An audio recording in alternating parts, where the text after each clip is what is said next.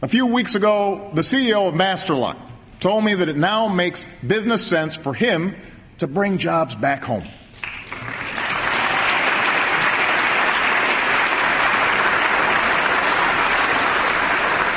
Today, for the first time in 15 years, Masterlock's unionized plant in Milwaukee is running at full capacity. That was President Obama at the State of the Union address last month. Here was President Obama today in Milwaukee at that unionized Masterlock plant. The president taking a tour of the plant and delivering a speech in front of a stack of boxes that said, "Made in the USA." So there's the president hyping an American company that chose to bring jobs back to the United States, speaking on the floor of that company's unionized plant. And he's there in a state with a governor who has made a national name for himself by stripping union rights in that state last year. In this picture from Wisconsin today, it's not just the president who's running a campaign to stay in office this year. Governor Scott Walker, Republican of Wisconsin, is facing being recalled from office before the end of his first term, thanks to Wisconsin voters angry with that stripping of union rights in the state and his big cuts to education and much more.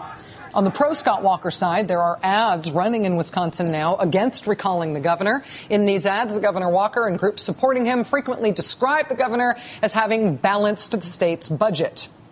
Turns out he did not balance the state's budget. This was the headline late last week in the Milwaukee Journal-Sentinel. State faces $143 million shortfall as tax collections lag. See, Scott Walker cut taxes, and this crazy thing happens when you cut what has to be paid in taxes. Turns out, what people pay in taxes gets cut.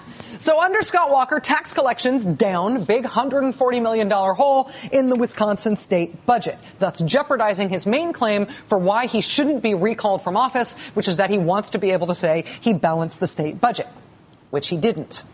Here's where the magic happens. It's a robbery told in 3 headlines. This is better than surveillance camera footage. Watch this. Watch this burglary. All right? Headline 1. This goes up at the Journal-Sentinel Thursday night. State faces $143 million shortfall. That's headline 1. Headline 2. This goes up at the Associated Press at 3 in the morning the next morning on Friday morning. Hey, that mortgage settlement with the big banks? Wisconsin homeowners are getting $140 million from that. So those are the first 2, right? $140 million hole in Scott Walker's budget and $140 million coming to the state for Wisconsin homeowners. So what's the third headline? You guessed it. Walker and his attorney general say that mortgage settlement that's supposed to go to Wisconsin families, they're taking it. They're taking at least a chunk of it for their budget hole. Ta-da!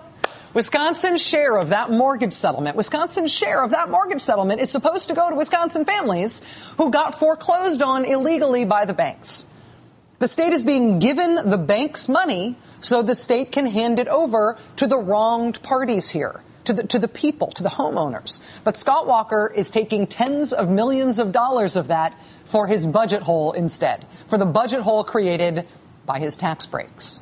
We learned today that the effort to keep Governor Walker in office also includes this. It's a rally apparently scheduled for Friday. Remember the so-called Brooks Brothers riot in Florida in 2000 when the Republican Party bussed and flew in Republican operatives from all over the country to pound on the doors and windows and make a big physically intimidating scene at the site where the Florida presidential recount was underway? Remember that? Well, this year in Wisconsin, pro-Scott Walker organizers are asking people to march on the Government Accountability Board in Wisconsin.